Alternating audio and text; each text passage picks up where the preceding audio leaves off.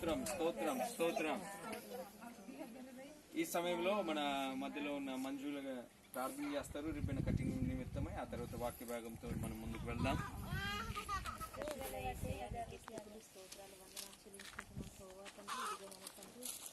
మారుమూల గ్రామంలో ప్రభావ తండ్రి అద్భుత కార్యం ప్రభావ తండ్రి మరి ఇక్కడ గోరు వేసిన విధానాన్ని బట్టి నీకు వందనాలు చెల్లించుకుంటాను తండ్రి. ఇదిగోనైనా ప్రభావ తండ్రి మరి ఇదిగోనైనా ప్రభావ తండ్రి వీళ్ళకి మంచి జ్ఞానం చేత నింపమని అడుగుతున్నాను.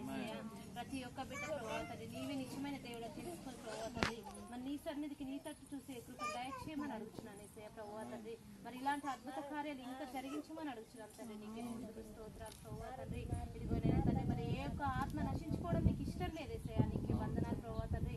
ప్రతి ఒక్క బిడ్డ ప్రభావ తండ్రి నీ వైపు చూసే కృప దయచేయమని అడుగుతున్నాను తండ్రి. ఇదిగోనైనా తండ్రి ఏసయ్య ప్రభావ తండ్రి మా మధ్యన ఉండి ప్రభావ తండ్రి మా ప్రార్థన వినేదేవా నీకే స్తుతులు స్తోత్రాలు చెల్లించుకుంటున్నాను ప్రభావ తండ్రి.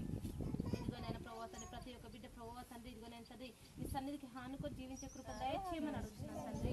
ఏసయ్య నీకే స్తుతులు స్తోత్రాలు వందనాలు చెల్లించుకుంటున్న ప్రభావ తండ్రి. మరి ఈ యొక్క కార్యక్రమం ప్రభావ తండ్రి ఇది మొదలుకొని ప్రభావ తండ్రి అయిపోయేంత వరకు నీ కృప కాపుదలతో ఉంచమని ప్రభావ తండ్రి నేను తెలియని యేసు పరిశుద్ధ నామమున ప్రార్థన అడుగుతున్నాను నా పరమ తండ్రి. ఆమేన్.